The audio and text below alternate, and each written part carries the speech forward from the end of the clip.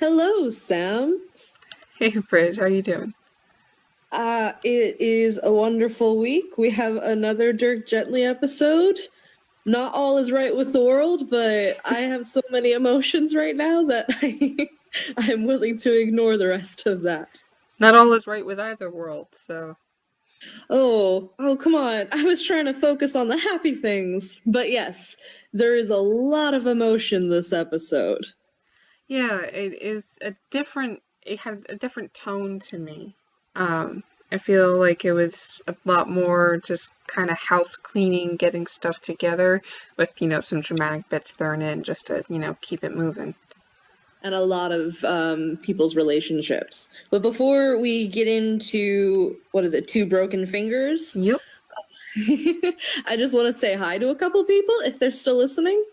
Okay, because we had some wonderful, wonderful people respond to us, and I didn't think anyone was going to. So I wanted to say hi to a few people, including Hubcap Hello, who said that they were looking for Dirk Gently podcasts, and I just want to say hi. We were looking for some too, and despite our mutual cases of anxiety, we decided what the hell, it helps this community so excellent. Also, there was a Tumblr user, busy-thinkin-bout-Dirk, and they were fantastic. Oh my god, their comment absolutely made my day. But if they were serious about taking bubble baths and listening to this podcast, then I just really want to tell them to watch out for interdimensional portals. Podcast safely. User Holisticat said bless you, and I just wanted to say bless you too in all caps because I love them. Kimbis-the White Lion asked you a few questions about Amanda's first vision. It was really great to hear from them. And then Genie Things, also on Tumblr, explained Bart and her Scarecrow connections with Marzana. Yes, that was awesome. So also Levellington sent me a fantastic message. Flour Biscuits was our first comment from anyone ever, and I love them very much. And also Crowley was one of our first subscribers. So thanks, people. Hello. Hi. And I also, on a completely different note, just wanted to take one moment, if you don't mind, Sam. Just our first episode, the way I was talking about Friedkin, I feel like I made some kind of weird parallel about people who struggle with empathy being evil, and I really just want to not backtrack from that, but say definitively that neurodiversity is excellent, and that that there's no way that there's a correlation there. I just meant sort of Friedkin's purposeful avoidance of, he doesn't even try to understand people. That is what I thought made him kind of evil. But all of you neuroatypical people on the spectrum, all of you people, I love you. Yes, we love you all. This has been Retractions by Chasing the Rabbit. Exactly. But in terms of this episode, Two Broken Fingers, I definitely agree with you. It's a lot of just, setting up the game board, people moving into place. I actually tried to come up with a summary, and it wound up being completely ridiculous. Well, you probably were on the right track then. Ridiculous is the name of the game. Yeah, like in my Google Doc that I tried writing for this, I put it as the one sentence nonsense summary, and it's really not. It's like I tried to get it down to a sentence, but it's more just a rambling mess. Okay, well, lay it on me. All right. So, the boy records the Tross, who are playing with fire, while Todd shares some role-playing with Dirk, and also Farah, who shares some moments with Tina while capturing Panto, who has his moment with Destiny, while Vogel and Amanda both avoid sharing a moment and instead have fights with both Priest and the Ceiling respectively, as Friedkin faces some karmic justice, and Suzie faces down an angry wine group, which somehow is more terrifying than facing down the Mage in a magic duel, and Ken is magically offered a way out of his prison cell, while Bart holds a bell hostage in hers. Okay. That is my summary. And that's what you missed on Glee. Exactly. There was a post by someone on Tumblr named Violacious-Faye, and I just loved that their so their idea is basically that this season is the space rabbit and we are all chasing it. And I have never felt that so much as I have during this episode. Yeah, it's definitely been an interesting one. Also, a lot of chasing and a lot of holes, which people I feel have been pointing out as a theme. So maybe you're right there. We're going down some holes into Wonderland. Possibly. So where do we even start? Do we want to just focus on a specific person? Yeah, I'm cool with that. Just go character by character. Because like you said, there's a lot of character development this episode, so why not focus on that? Okay. I mean, we might as well start with the titular character. Dirk. Oh, Dirk. He had a few heartwarming moments. He also had a few rather terrifying moments. And I think one thing I want to point out is just his theme of going off on his own, trying to do things on his own. Oh, yeah. Because I think now that I'm looking back on it, he had a habit of doing that when it came to season 1. You know, he ran into Gordon Rimmer's house, although he dragged Todd in with him. He ran to jump onto that fence to try to get into Patrick Springs', underground maze. He basically had a strange feeling at the very end of the season and then wandered off without Farrah or Todd and wound up getting captured by Blackwing.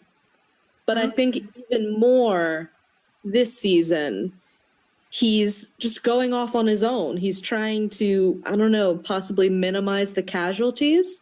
Even when they go to investigate the house with Sherlock and with Tina, he just decides to wander into the barn while everyone else is otherwise occupied. And in this episode, he wanders off while everyone goes to visit Suzie and Bob. Almost gets shot by a zombie. Yeah, literally just gets pummeled.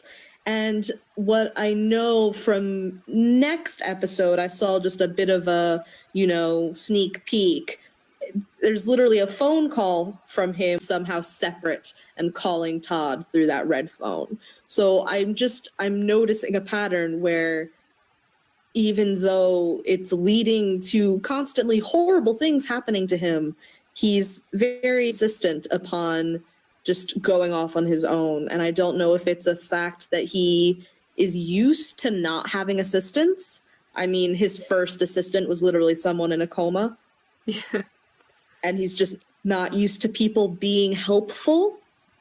I'm kind of reminded of Bart going, is there such a thing as a surprise that can help you, a surprise that can be good. That helps. Yeah. Yeah, exactly. Or if it's just a doubling down on him not wanting to drag Todd or Farrah or anyone else down with him.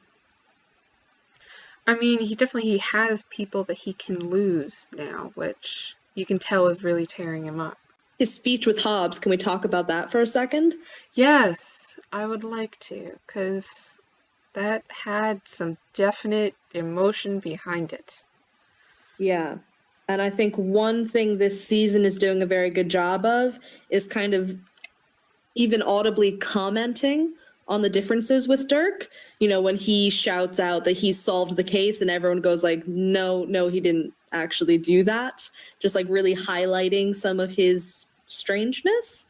And with this speech, it is sort of reminiscent of when he speaks to Todd about, the miraculous occurrences, like, do you trust me? I'm not lying to you that I need you on this case. Except this speech is very much, if you don't acknowledge what's happening around you, you are going to literally get swept under and drown. Another water reference, by the way. But but yeah, I feel like in the first season they still somewhat had Dirk as, this enigmatic, character. that was almost, like, not part of the universe, but yeah, just like he wasn't an individual. He was like a plot device. He was like a chaos, like center point. And now we have gotten to see him more, like more humanized, as a person with like the emotions that come from his, particular circumstances. So he's grown attached to people like he never thought he'd be able to, but he's also lost people. He was talking about how, like, this is, my best interaction with a police officer. He likes Hobbs. You can tell he likes Hobbs.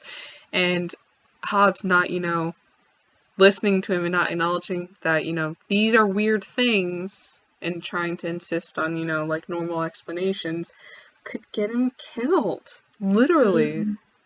And Dirk doesn't want to see that happen. Again. Yeah. But in a slightly different vein, can we talk about just, how much Todd has grown as a friend? Hell yeah.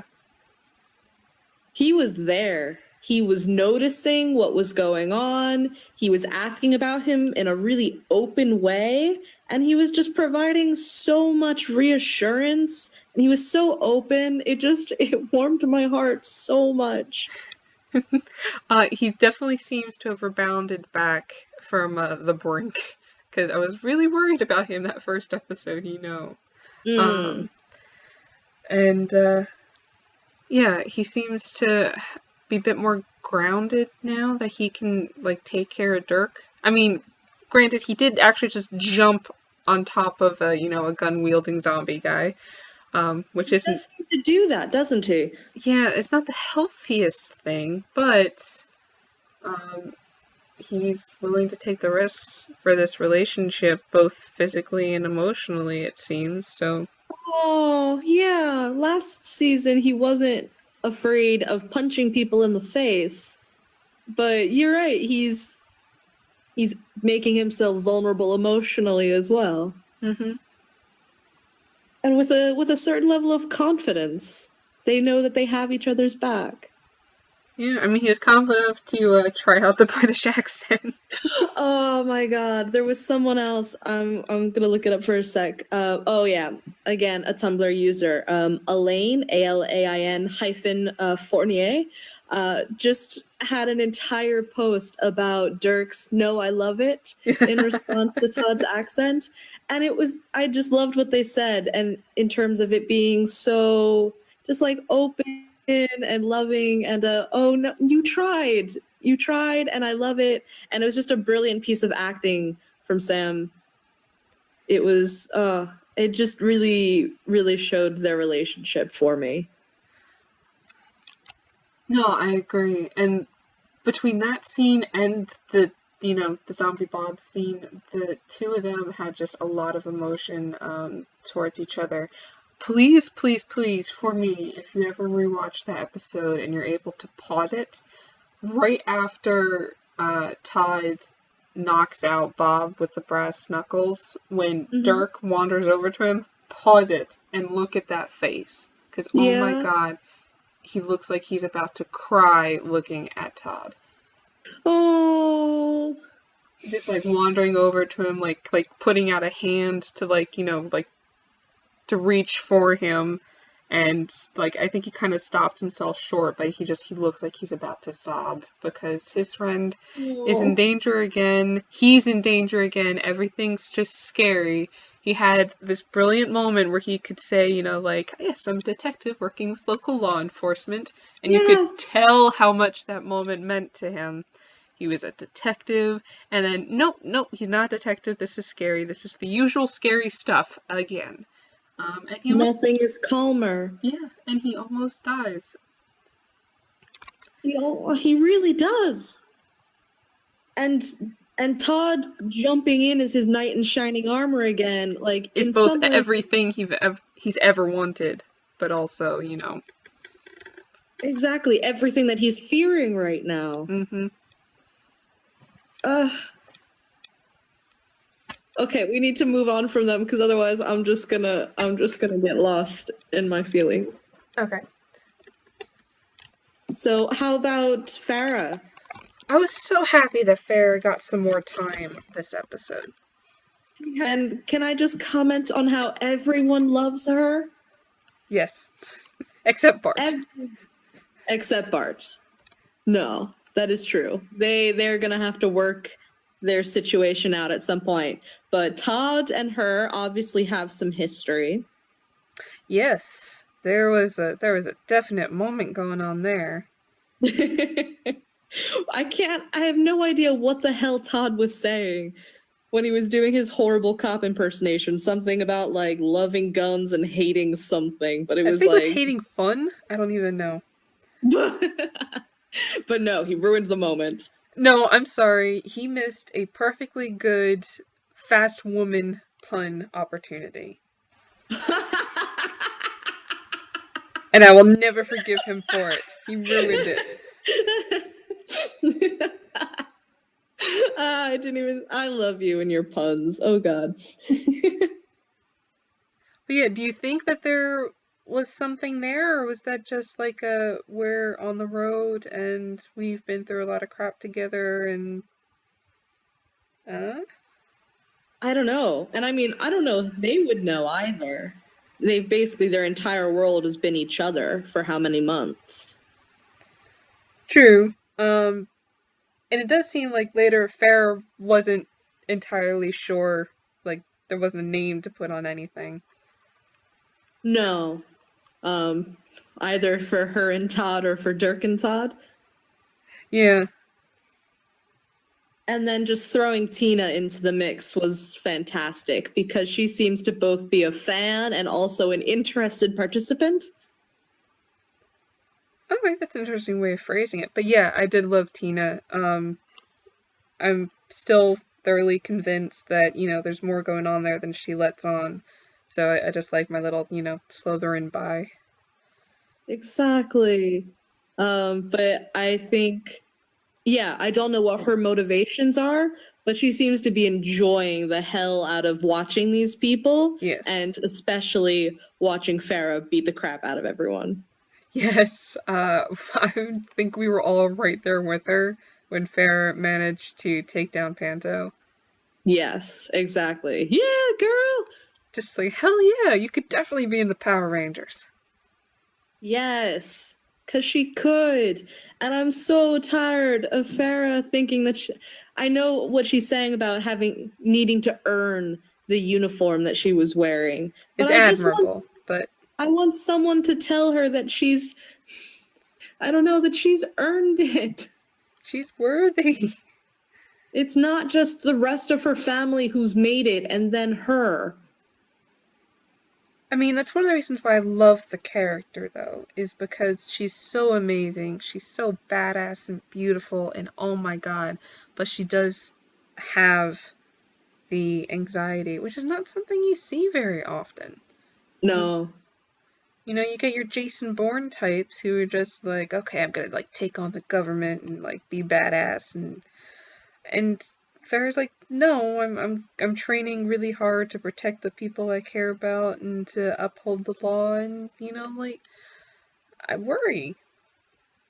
Plus, we don't know what's going on with her family. There seems to definitely be something with her father, who she just lost, of course, so that's gonna compound everything. Yeah. And yeah, just the fact that it seems she's been brought up with so many expectations that she's now in a very non-traditional way might be fulfilling, but is also, I don't know, She's outwardly a definitely disappointment. diverted from the path. Yes, she has. Wood chiseling and, law enforcing skills that she's putting to good use. It's not the traditional path. If anything, I could say she's broken the pattern. Yes, it's a good way of putting it. But she's surrounded by people now who appreciate how awesome she is, so hopefully that will start to sink in. I'm really Yeah. looking forward to her and Panto possibly interacting. Yes. Because, oh yeah, he's the greatest swordsman in Wendemore, and she took him out without a weapon, with a jacket. Jacket versus yo-yo? Yes. If anything was going to point to a small child's creating this world. Yes. Definitely yes. I'm also curious because it seems right now like there doesn't seem anything like an anachronism here. That it's a fantasy world, but they have yo-yos, and it's a fantasy world, but it's not like a medieval pre-industrial kind of society. It seems as though it really is an interesting mix unto itself. Yeah. And of course now we've got the classic trope of bringing modern technology into fantasy realm causes chaos. Yes. A bit more popular usually in the time travel sort of tropes where, you bring a lighter or, a stereo system or a Yes. gun into a time period when it wouldn't have existed, and just watching how that breeds chaos. Yeah, so we'll see the entire Dangdamore clan versus a single automatic rifle. Could still do some damage. Yeah. Anyway, Farah. But yeah, just badass. She's in the Army Rangers, which is just so impressive. And I'm just picturing like teeny tiny Farah in AP cop classes. Yes. Oh. But more so, I want to talk about the 2 stab wounds that Farah was examining and had a thought about, and then purposefully like didn't say the thought. She dismissed it, and we didn't get to hear what it was, and now I feel like that's important because we immediately got distracted with the "you're sad," and it's like, oh wait, what? And I'm like, no, go back to the thing. You're right. I got completely distracted. I don't remember that at all. I remember her talking about the 2 broken fingers, which I was just like, oh, weird parallel to the end of the episode. Yes, But a lot of broken fingers. a lot of broken fingers. But no, No, I because don't remember this at all. yeah, she was examining the 2 puncture wounds, and she was about to say something, and then she's like, "No, it's probably nothing," and then literally like Tina just shouts, "You're sad." Right. Oh, I don't know now. Do we know what made those? I mean, I know people were guessing the scissors. I hadn't even heard that. I don't know. I feel like scissors would make an absolutely massive. Well, it could have not been, the giant scissors. This was on our side of the universe. It could have been, a more pedestrian pair of scissors, which could have, led to the prominence of scissors being used as deadly weapons in Wendemore. Interesting. So this guy, tree guy, possibly Hector Cardenas, Yes. gets, murdered with a pair of scissors. I mean, we've already seen someone this season get murdered with a pencil. It's, That's true. No, I have no ideas. I am out of clever things to offer. Okay. But that is definitely something to watch out for. Yeah, because I think once we know more about what happened to the Cardenases, that is going to inform a lot of the backstory for this whole case. Yeah. I actually had a thought about that. Yeah? Yeah, just based on 2 really interesting posts by someone on Tumblr. Their name is Very Charismatic Dragon, Nice. which I love on its own. But they had 2 different posts about possible mirrorings between our world and the world of, Panto and Silence and everything. Just talking about possible mirrorings of lakes and mines and giant holes and things like that. And also talking about the boy and the Cardenas' child, and possibly that child sort of appearing and causing the boat to appear, because potentially they were both created or, came into the world at the same time. Okay. So for me, I feel like I just going through their posts, and it was a very long list of different theories. So I feel like I'm not doing it properly now. But I feel like for me, there's an idea about these two worlds kind of phasing in and out of each other, or of people phasing in and out. And so I just have this idea of a boy that these parents were hiding, and potentially it was them, or hiding knowledge of them because the boy was phasing in and out of these universes. For me, I keep thinking about the name Bergsburg, Okay. and it either means, like, in German, like mountain, or for me, I get the idea of icebergs, because the actual berg is in town would be Burgh, but the town's name is Berg. And so I keep getting this idea of, ice shelves slipping in and away from each other, and this possible, I don't know, transference of things. You hear about, ships or fossils or things that just kind of, fall below the surface and reappear with the shifting and the melting of different, ice shelves. Mm-hmm. And so I just keep getting this idea of a small boy who kind of lives out of phase with things.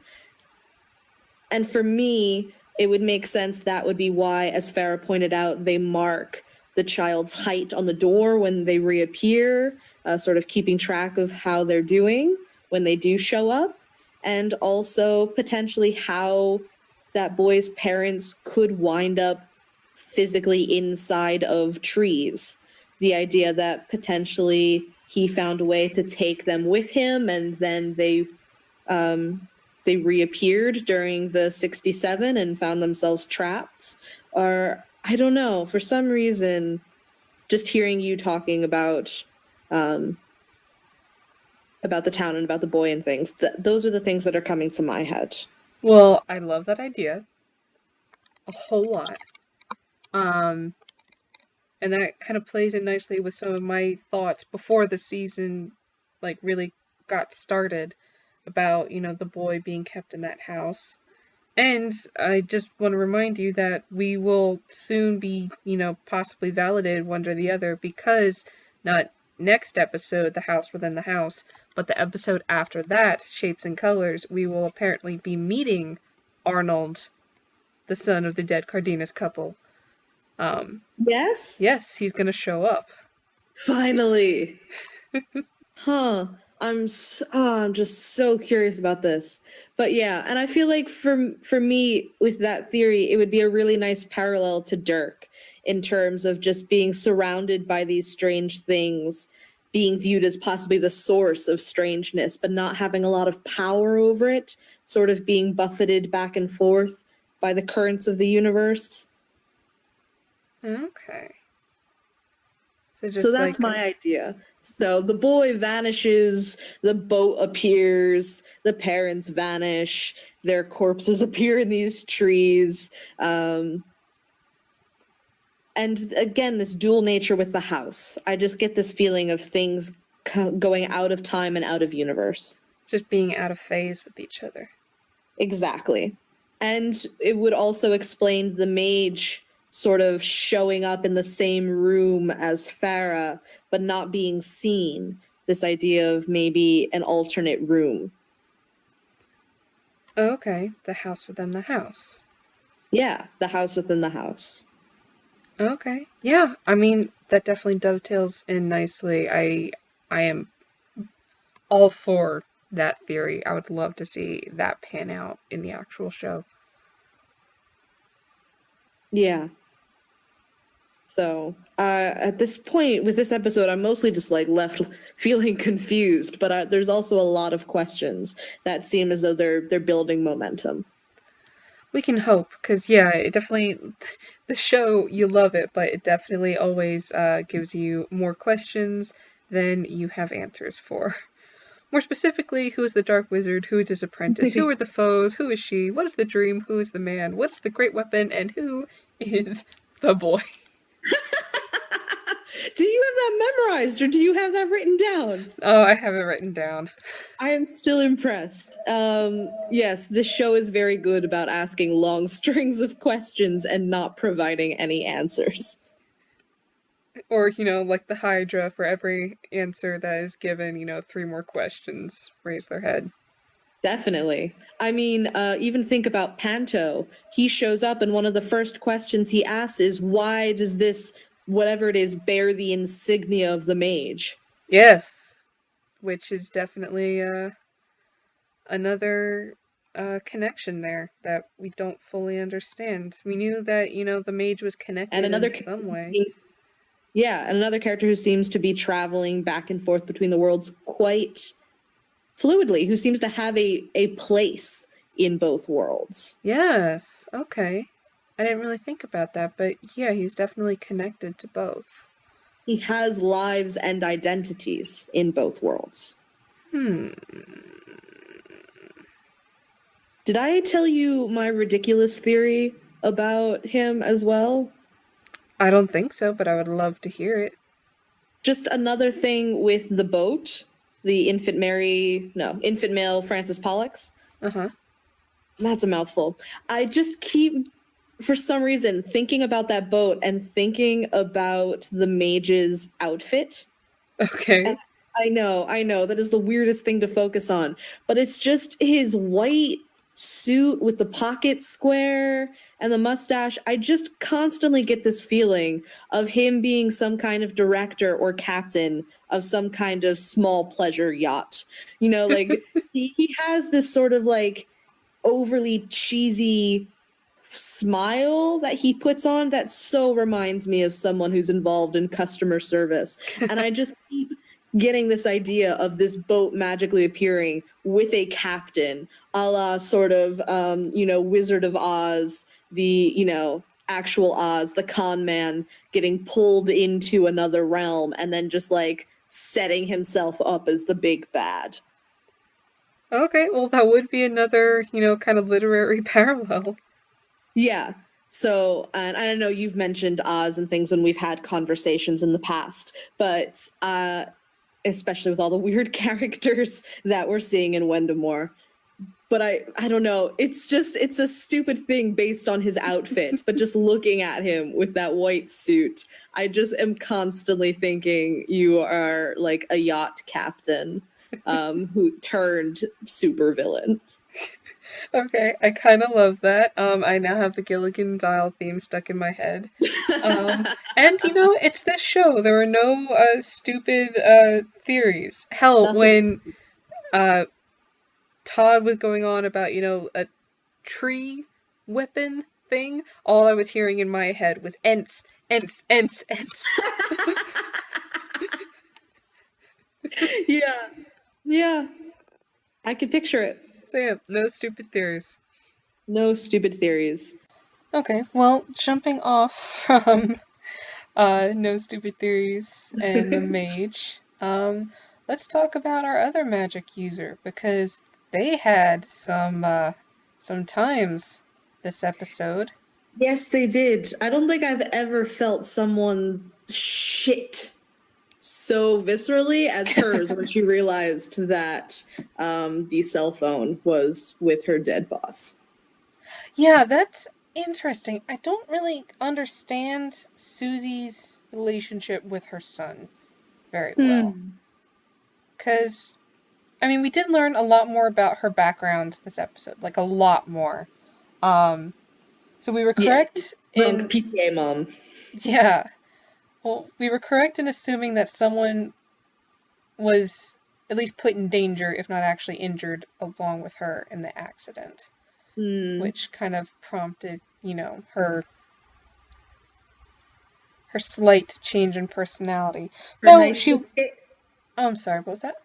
Her niceness kick. Her niceness kick. Though she wasn't as, openly antagonistic in the past, I suppose, as I had assumed. I had assumed she was a bit more like her son, but no, it was more, stereotypical, biting kind of cheerleader act, just to fit in with the trope. Whereas, her persona, the thing that she, was so invested in was, like the prom queen cheerleader, She wanted to climb the social ladder, basically. Yeah, she had just an image that she wanted to, project and fulfill, and yeah, I guess like with the accident, she kind of couldn't keep up with the act anymore. No, and I'm sure it must have felt actually impossible to bear other people looking at her so visibly not able to keep up. Like, not able to physically keep up and not able to keep up in terms of her image. Yeah, and then now... They did say completely hid herself. Yeah, she just hid herself away in her house for, was it 4 years? Something like that. So now she's got this magic power that she can use to, fulfill every last wish and, achieve, the life that she wants. And one of the first things she does is vanish the book club. Yeah. Well, I mean, honestly, you say that magic can give her everything she wants. The one thing she continuously asks for is someone to acknowledge how fantastic she looks. True, and she has not gotten it yet. No, magic is not doing that. She can create zombies, but Bob still isn't going to tell her that she's pretty, that she's made it. And she can vanish the book club, but she can't make them, worship her the way that she was hoping. Yeah, she can't take back her words. She tried to basically push a narrative on top of them. I have always been the nice one. I have been the one that was maligned. You guys were the ones that abandoned me. And they were having none of it. Yeah, they were having none of it. You are the bad guy. You are the one who hurt all of us. You're the one that put children in danger. You are the bad guy. She vanished the people, but she can't vanish those words. Just like I feel she vanished the stains off of that shirt, but we still know it's there. It's just the idea of, like cleaning the metaphorical blood off of your hands, but having it still reek. I feel like the show, that was their way of, explicitly saying, yeah, you guys might have related to Suzie at the beginning, you were rooting for her, but nope, it's true, she is the bad guy. She's the bad guy. I think they're very good at that. I mean, even if we just look at Friedkin and her, it's like, oh, these people are harmless and pretty. But actually, no, it's like there are some things, some actions that are irredeemable. And not everyone, comes out like Priest and says, objectively, I am a bad guy. It's all people who are just, They think that they're the good ones. Exactly. But I don't think I've had too many shows surprise me in that way, where they make you like someone and then go like, you guys know they're bad, right? Like, how have you forgotten they've been doing awful things this entire time? She even wonders, like, when she doesn't try to report the Mage or anything before the thugs show up, she's like, does that make me a bad person? Because she honestly doesn't believe she is. She's like, no, this is fine. This is okay. This is fine. She's just doing what she has to do. And when she turns Bob into a zombie, she just keeps repeating over and over again, you push my buttons. You always push my buttons. You really know how to push my buttons. Other people provocate her actions. She has no control over that. I mean, in some ways, it's one of the major themes of this show. people deciding whether or not they do actually have control or whether fate is pushing them around, like Todd phrases it. Okay, yeah. If I can, pull out for a second and we'll zoom out a bit. Yeah. No, it's a good point. And of course, we don't actually know how much is in Suzie's control and how much is being kind of influenced by the mage.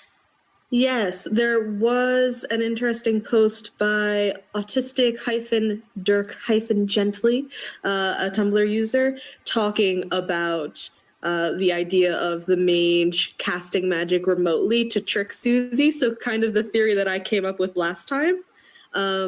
It sounds like it's possibly less that now. He seemed honestly like he wanted to get his book back. He did seem kind of honestly surprised. Oh, I'm sorry. No, maybe he's still dragging her around. Maybe he's playing.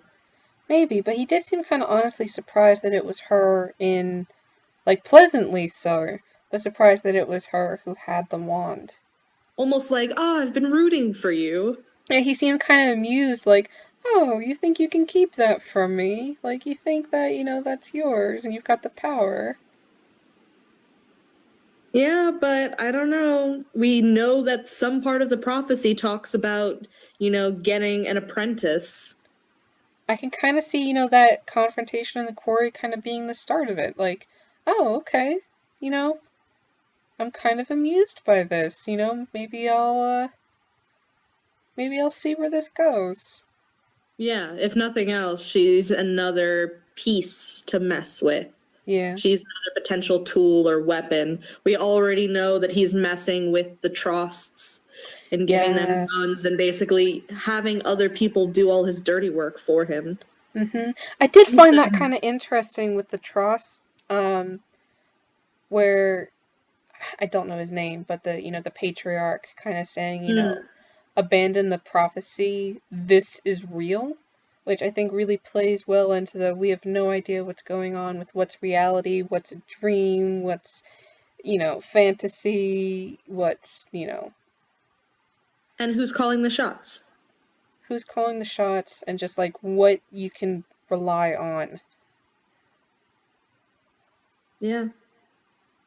So someone is just absolutely desperate. Their old things that they rely on are burning around them. And so they reach out for a shiny new toy. Yeah. And one thing that I am very curious to find out is the validity and the source of this prophecy. I was reading an article on EW, like EW.com, and they mentioned specifically that the forest witch, what is it? I'm looking at her right now. Wakti Wapnasi, yes, is the one who told the prophecy, or who at least relayed it to Panto. So I'm kind of wondering, where did this prophecy come from? And also, the prophecy that Panto states doesn't mention Dirk gently at all. So are there pieces of the prophecy that we don't know? Has it been, explained or interpreted to people since it was made? I feel like there's a lot of questions about who's deciding what is fated and what is not. Interesting. Because, I mean, the introduction of a prophecy into the, the mix, just has really interesting implications. Because even just like watching everybody as Panto is like revealing the prophecy, I was trying to figure out how Dirk felt. Because he seems just enraptured. No flipping clue. His face is fantastic, but I have no idea what's going on in there. Like, I couldn't tell whether he, like, wanted to have, like, an explicit, voice of the universe instead of just, like, these vague inklings, or whether he was, enraptured with the idea that maybe someone else would be, tossed about by this prophecy and wouldn't be him for a change, or, Wait, you thought it was a generally happy expression? I didn't think it was happy. I thought it was more of like a horrified grimace, or like a this is a joke, right? This is all a horrible joke. Like, I'm picturing almost like a Harry Potter gets his name called in the Goblet of Fire type look. Just Well, like, I was talking about, like, while the prophecy was being stated before it got to his name. Like, he oh, seemed just, like, definitely not happy, but just kind of, like, not enchanted, just, like, enraptured. enraptured. Just listening to it. And then, of course, yeah, once his name gets called, it's like, oh. Here we go again. It's just like, what? I would pay so much to see Hobbs' notes. Yes. He seems very good at recording notes. Honestly, he's got more going on than you give him credit for, too. Like, he's definitely trying But I to... give him credit for, or just the general you. just general you. Oh, okay. Because, I mean, he knew the holistic thing. He really picked up well on the dog not being there. Like, he knows people. And he was really good even after Dirk kind of jumps down his throat. He's just very empathetic and understanding. And, God, the poor guy when he's holding the gun on Bob. I'm sorry, I love this character so much. I know you do. I know you do. And he really just rolls with things. Like, he may be completely out of his element, but I think he could outlast several people just by his ability to shake things off and try to continue. Exactly. And he's so engaged with everything. He's just so, like, along for the ride. He's just like, oh, this is one of those, like, everything is connected things. Awesome. Okay, okay, what exactly is the deal here? Like, what's your relationships? Like, how does this work? And he just goes with it. And I love that. Because, everything's so weird and he doesn't know quite what's going on, but, he's just going to do his best to kind of, keep with his people and just kind of get through it. And that's really kind of the attitude you need. As much as Dirk is, scared for him, with good reason, he's really rolling with the punches.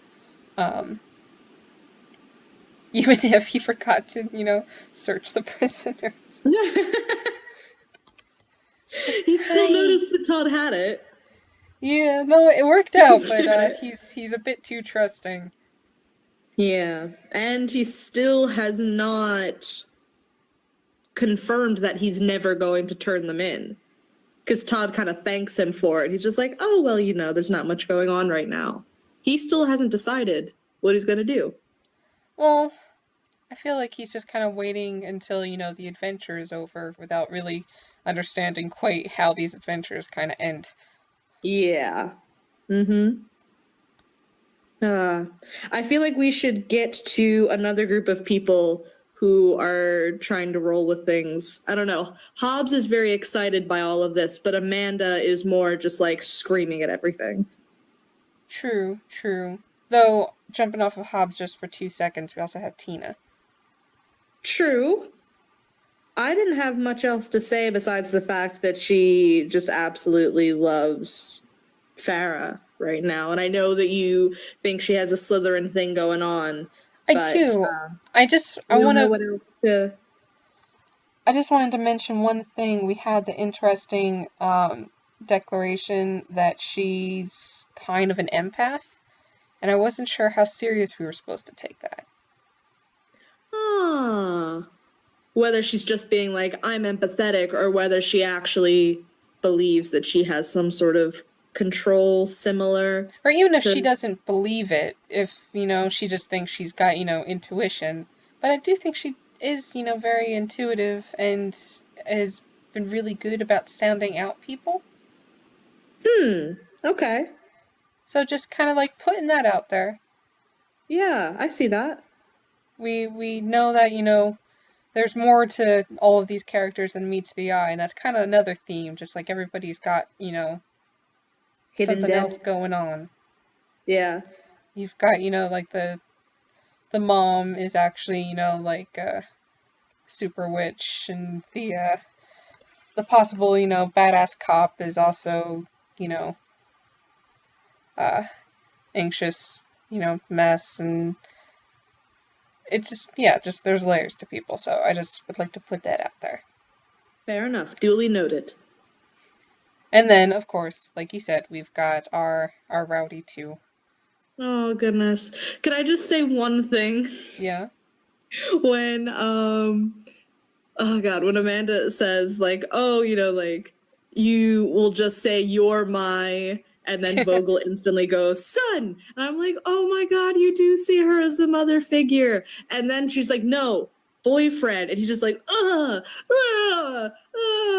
and me with my poor asexual self, I was just like, same, Vogel, same, and I want to keep you. Well, I found that really fascinating just because I didn't realize that Vogel was older than Amanda. Yeah. Which is certainly an interesting dynamic. Yeah, because he was very quick to, have her be the boss. And Yeah.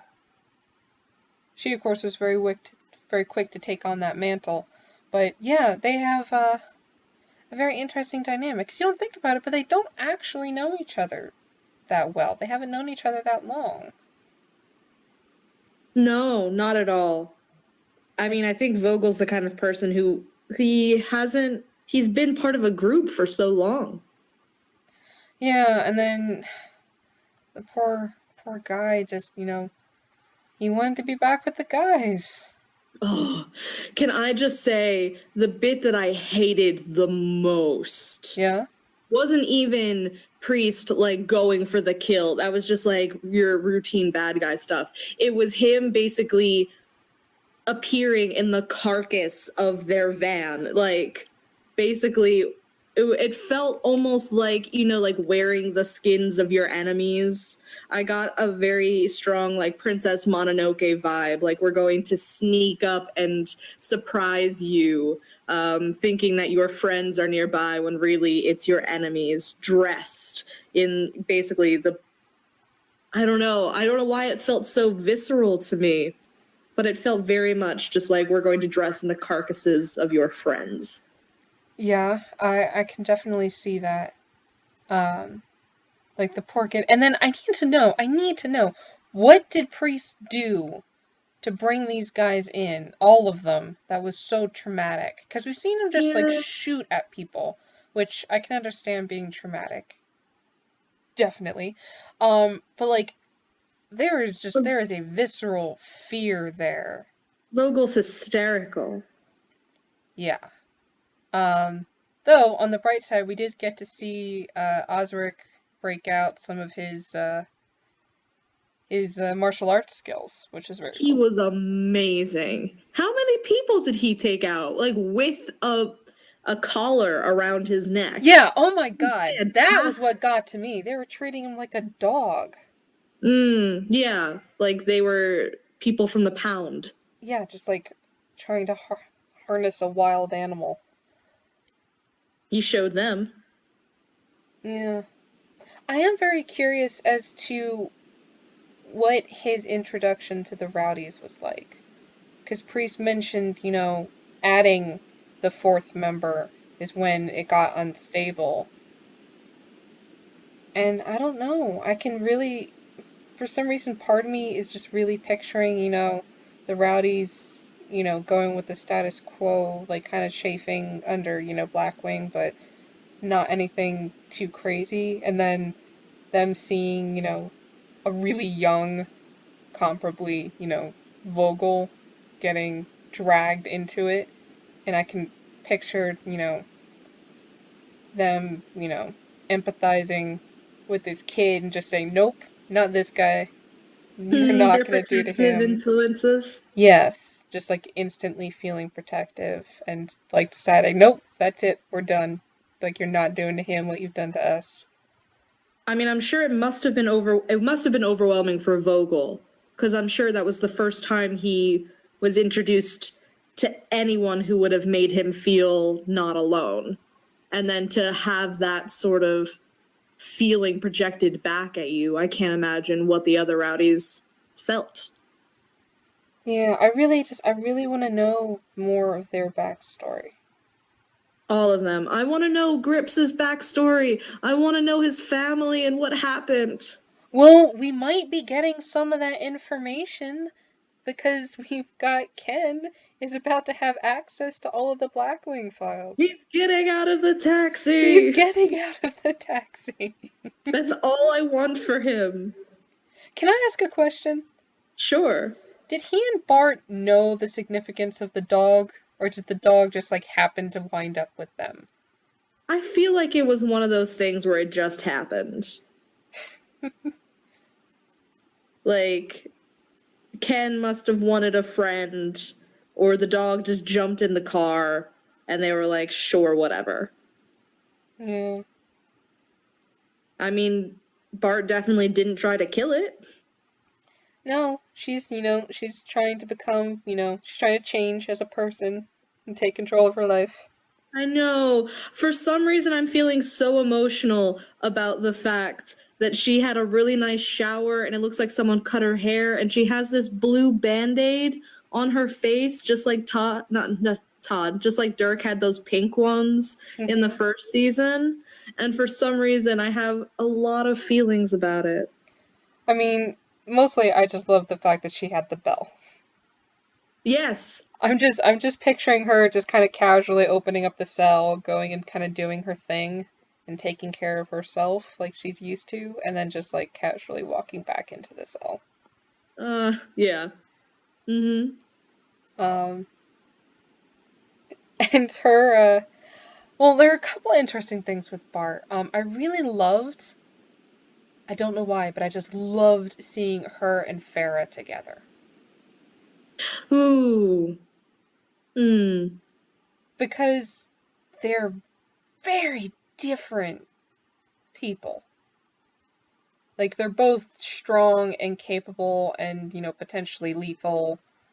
And they're just... But they have entirely different worldviews. But just so different.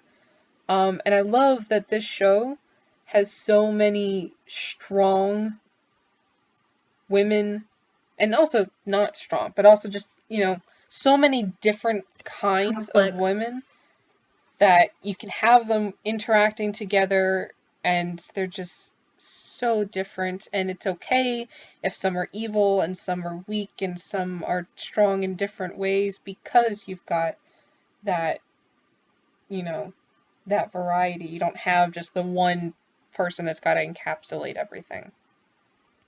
And it's okay for them, as much as I want them to become friends or to, have a mutual respect, it would be okay if they didn't, because there are so many good female relationships. Exactly. I really or at least there are so many good, interactions between women. Yeah, seeing, like Farah and Tina and Farah and Bart and just all of that, just that I really loved. And Amanda and Farah. And Amanda and Farah. And Suzie with everyone. But yeah. But yeah, I just, for some reason, I really loved seeing that world collide, just between Bart and Farah. I'm really curious to see if they develop any further relationship. Although apparently Bart and Panto might be developing, some kind of, not relationship, like a relationship, but, getting to know one another now that they're both locked up. Oh, true. I was like, where are you going with this? What? What have you heard that I've not heard? They would be two very strange buddies. Yeah. Do you know Ken? And everyone just looked. Because sure, it could be. Yeah, exactly. Why not? Maybe he knows Ken. I don't know what's going on in Bart's world right now with the realization that there is more than one Ken. Yeah, that must be foundation rocking. Well, she's completely out on a ledge right now. Oh, yeah. Like, she had It's her quite hard. life, and she was, just going with it, and then Ken came and completely tore it upside down. And he's not even there to help her with it. No, she's just kind of trying to take what he taught her and, take control of her life. Yeah. What, no bad accent? No, no bad accent. Which I just found really cool. And, even just jumping back, her first meeting Suzie, and just like, so you want to come with me and be best friends? So I was like, Mm, no, baby, you can't replace what you had. no, you can't. And it's not as simple as that. No. Ugh. Okay. I realize we're basically like mirroring the plot in how back and forth we're going, but I do kind of want to go back to Amanda and Vogel. Okay, shoot. We'll just for the most of this episode, it's just me having feelings. But just Vogel, it seemed like as much as I think of him as a small child sometimes, he was really he had his eyes open when he contemplated going with Priest. At one point, he was just like, I know this person. What if this is the only way I can get back to my friends? What if this is the only way I can get back to my family? Maybe I should just go. For me, it seemed like when I was looking at him, there was something in his eyes, like he knew what that might mean, but was willing to go anyway. Oy, Yeah. Jacob. Jacob! Oh, and that just, oh, my skin was crawling. But yeah, I feel like he fought and he put up a really excellent fight, but in the end, I really think he would have just given himself up if it wasn't for Amanda not wanting to lose her family. It seems like Amanda's stubbornness was really the only thing that pulled him back. Just, screaming and arguing with whatever force has been leading them around. Just, I've been doing what Yes. you wanted. I've been following your clues. Now you are going to help me right now. Yeah, we had two things going on there. We had Amanda claiming that the voice told her that I can die here or things can change, which was the first I knew of that. I haven't been able to hear anything with the visions. Nor have I. So things are going to change now. And also we had right before the waterworks, we had Mona's, the toys' eyes turn green. And then go back to blue after the fact. So Mona's definitely somehow connected with, the portals, the transportation, however, things are, being transferred around. Yeah. And I am curious if they actually were supposed to die there, and if Mona's kind of also messed with fate. Fate and chance. Exactly. I did hear an absolutely fantastic theory. Yeah?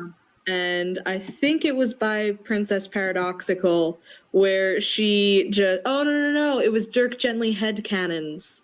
That was the Tumblr. And they are convinced that the assistant, like the person whose last name is literally assistant, is actually Mona. Huh. Because they even had photos that they were pulling up of, like the toy has blue eyes when the assistant is in the room, or, like they were coming up with this whole massive thing, and I really appreciated it. So in terms of, like fun theories, I'd like to slide that one in there. No, that's interesting. I mean, and it would be one way to convince Friedkin to, let Ken out, or to start leading him down paths that would be required to have a change of ownership.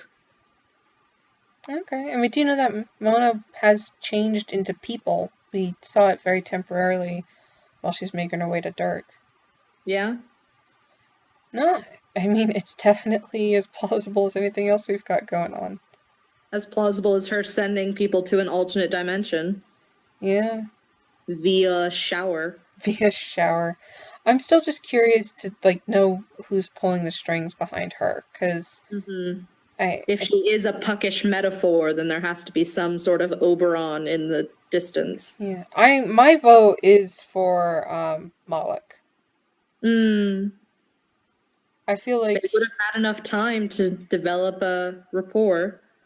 yeah, and I feel like him having a seizure right before, going into Blackwing feels like a very convenient way to stay kind of under the radar and unconscious, and therefore being able to unconsciously interact with people still.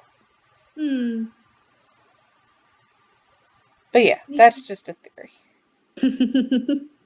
These are all just theories. We don't know what's going on. We don't know who's pulling the strings. We don't know who's delivering prophecies and, portents of doom. And we don't know why there are so many broken fingers. Yeah, so we had the broken fingers in the tree man. We had Vogel's broken fingers. I almost kind of wanted to figure out how many we would end up getting, because the promotional material said 2 broken fingers are better than like 4 or 7. Yeah. So I was trying to figure out, like, okay, so 2 broken fingers. We've got, the 2 broken fingers and the guy, like Vogel possibly having 2 broken fingers. That would be, examples of 2, but that would also be 4, and then we need, like, 3 more. I mean, we've had 2 fingers cut off by giant scissors, but that's not broken. Yeah, I don't know. As long as no one hurts Vogel for a little while, he needs a break. Hopefully he really messed up Priest. Yeah, though I believe Max said that, Priest has been, fed on before. It seems like he shook it off pretty quickly. Yeah, I mean, it pissed him off. I wonder if that's why he's so good at capturing them. He's some sort of abnormal and, I don't know, thinks like them. I don't know. I want to know what is, like, the smoke and, like, the fire extinguisher, like, stuff that he uses. Yeah, it almost seems like it freezes them. Possibly, but, like, even, like, the red smoke, it's what they used when they captured the rest of the rowdies, and Vogel seemed to recognize it. Again, I don't know if it was, just from, when the other rowdies were captured, or whether that has further significance for, the past. So many questions. So many questions. Is there anything else you wanted to talk about, Sam, before we wrap up? Well, I do feel like, in the vein of questions, we should go over the prophecy. So, I don't have it written down. Do you have a copy or anything? I have my transcription of it. That would be great. So, now you declaim for us. I came to your world through the pool of the empty throne, with help from Wakti Wapnasi, forest witch of the Santi Santiga, who guides the Bafuki Napu. She foretold the prophecy I seek to enact. That once the great dark wizard found his apprentice, no one in Wendamore could defeat him, and his army would come like a tide. The only hope to save Wendamore is if the fiercest of foes were united, the great weapon is retrieved, and she who sees all opened a door into a dream, allowing through a man, who with him would bring a boy, the boy who would save our world. There are so many potential boys, and a lot of water imagery. But the only thing that I'm stuck on is the first line when it talks about the empty throne. I'm just convinced it's a toilet. Me too. I was waiting for, like, one of those, oh yes, this, item that's been imbued with so much, and it just turns out, like the boat got dropped in our world, you know. I was like, oh, Yeah. an empty throne. Yeah, yeah, yeah. Yeah, I'm waiting for it. That would be a very literal kind of bathroom humor, but I am preparing myself for it. Yeah, they could get away with it. But again, a lot of water imagery. You know, the mage's army falling like a tide. Yes, and the pool behind the throne, and Mm-hmm. so we have a few different questions. Well, we've got a couple things. I don't know whether they're just kind of world building, you know, like, what's it called? Like, just that colorful kind of text with the, Santi Santiga and the Bafuki Napu, which is really hard to say with a straight face. It is, isn't it?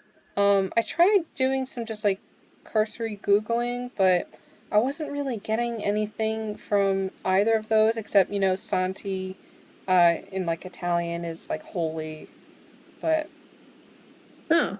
Hmm. not really getting anything from those. No, it seems like it's almost purposefully, like, mockingly gibberish. Yeah, Like, of course it is. Of course he has pink hair. 'cause of course he Of course. does. Yeah. Of course they have that name. Like, I feel like it's just really leaning into the fantasy genre. Yeah, I didn't even get any anagrams or anything from any of those, so I'd be curious to see if anyone else comes up with anything on that. But let's see, we've got the Dark Wizard and his apprentice we can be fairly sure of. Well, yeah. As much as we could be sure about anything, I think we Exactly. know who they are. No one in Wendymore could defeat him, which has its own interesting, you know, possibilities. Yeah. His army would come like a tide, again, the water imagery. The fiercest of foes need to unite. I mean, that seems like it should be the Dangdamores and the Trusts. That's obviously how they're interpreting it. But we have a lot of foes. We do, and a lot of fierce ones at that. The Great Weapon. Ooh. I hope it doesn't mean Mona. I mean, it could be the gun. It could be a person. It could be one of the wands. Yeah.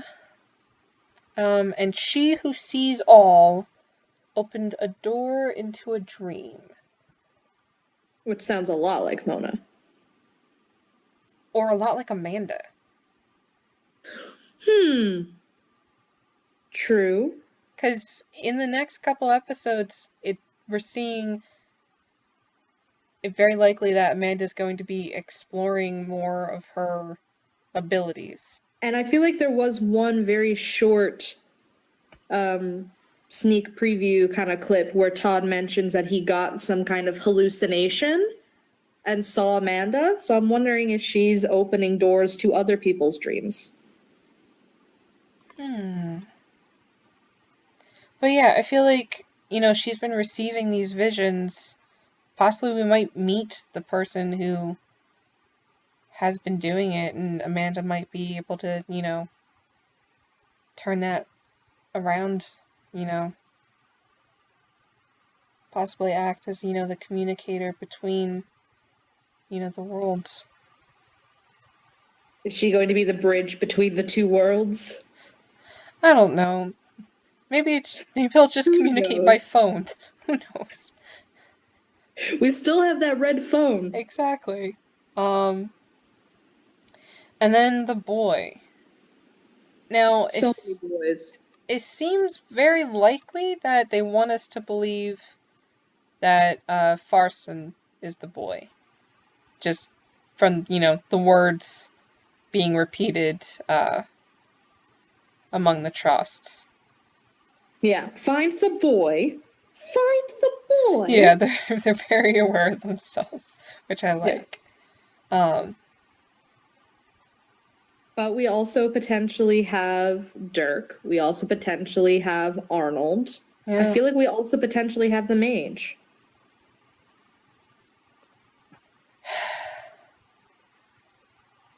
We have nothing. You seem done. Yeah, well, like I said, this episode definitely gave us more questions than answers. But Alright. that is why we love the show. And It is. hopefully, we will just have to come back for the next episode, House Within the House. And we might get the answers to who is the Dark Wizard, who is his apprentice, who are the foes, who is she, what is the dream, who is the man, what is the great weapon, and who is the boy. So, until next time, we shall just keep these questions. Yeah, we'll keep chasing. We'll keep chasing the rabbit. All right. See you all next week.